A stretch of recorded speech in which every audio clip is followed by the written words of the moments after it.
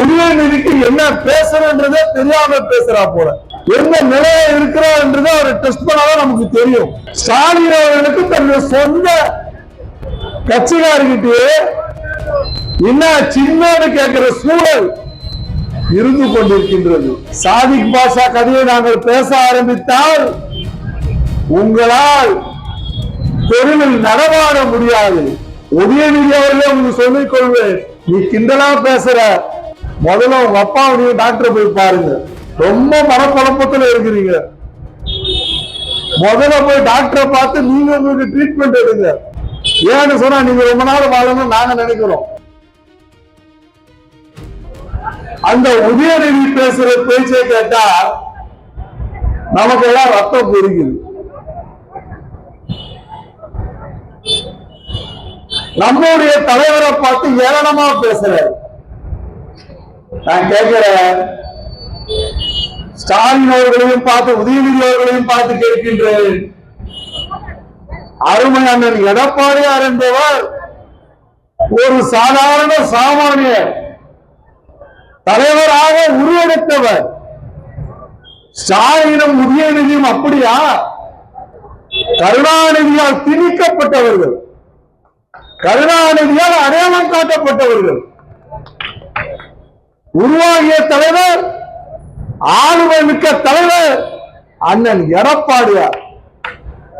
உதயநிதி அவர்களே உங்களுக்கு சொல்லிக் கொள்வேன், நீ கிண்டலா பேசுற, முதல்ல உங்க அப்பாவுடைய டாக்டர் போய் பாருங்க.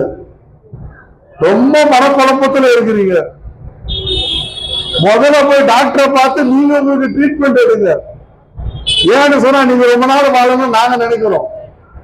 ஏன்னு சொன்னா அப்பதான் நாங்க சுலபமா ஜெயிக்க முடியும். எங்களுக்கு ஸ்டாலினும் இருக்கணும், உதயநிதியும் இருக்கணும், இருந்தாதான் நாங்க சுலபமா ஜெயிக்க முடியும். ஏன்னு சொன்னா உதயநிதிக்கு என்ன பேசுறன்றதே தெரியாம பேசுறா போல, எந்த நிலையை இருக்கிறார்ன்றதை அவர் டெஸ்ட் பண்ணாதான் நமக்கு தெரியும்.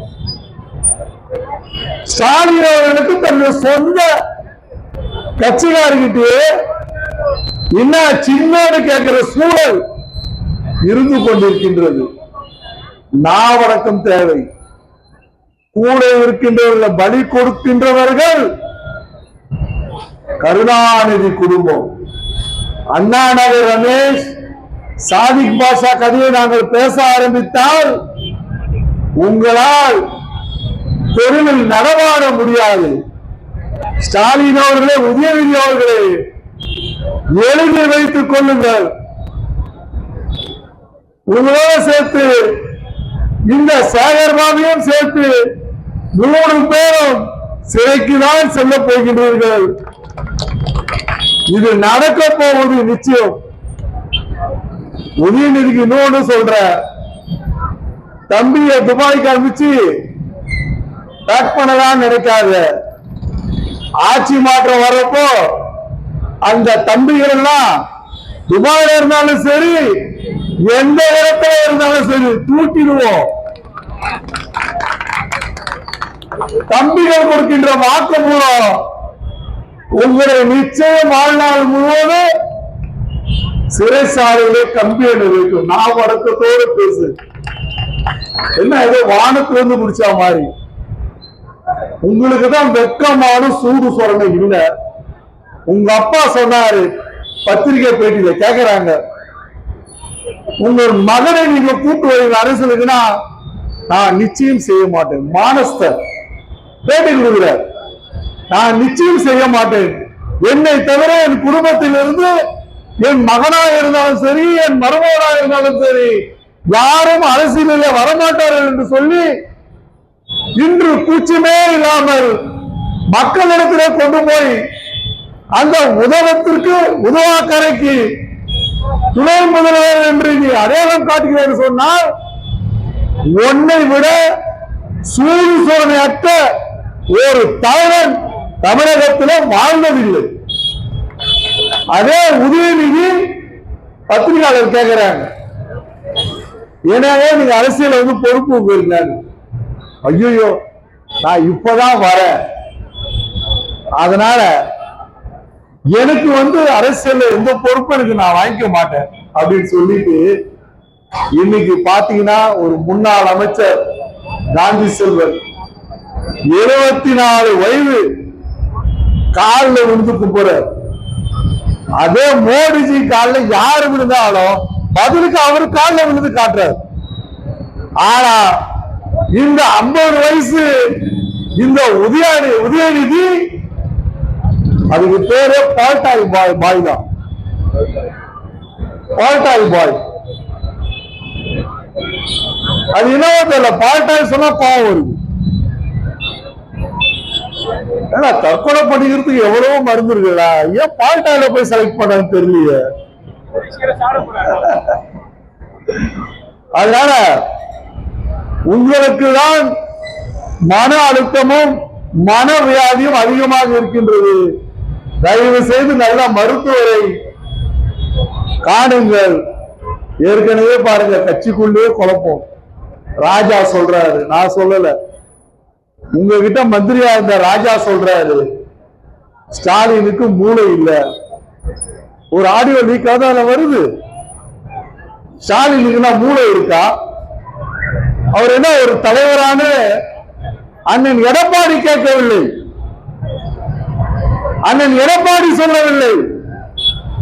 உங்களுடைய நிர்வாகியாக இருக்கின்ற ராஜா சொல்கின்றார் ஸ்டாலினுக்கு மூளை இல்லை என்று ராஜா சொல்கிறார் என்று சொன்னார்.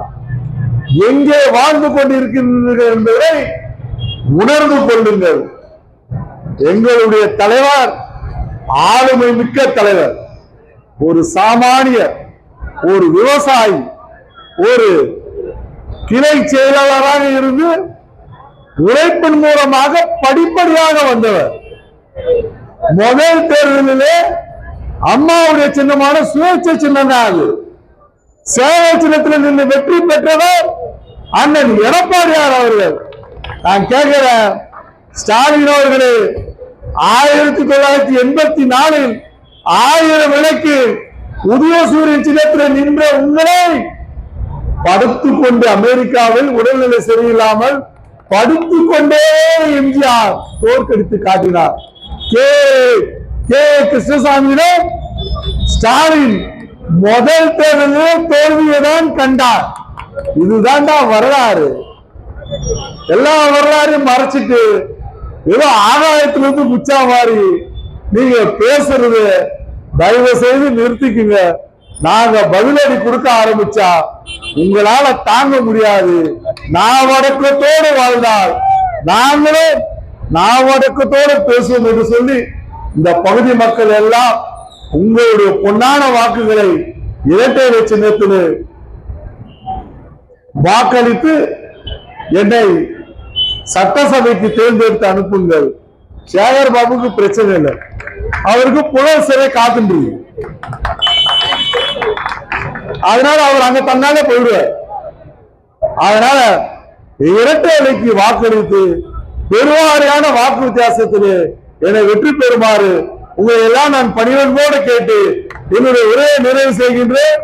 அதற்கு முன்னால் bye bye bye bye bye bye bye bye bye bye welcome welcome welcome welcome welcome வெற்றி நிச்சயம்.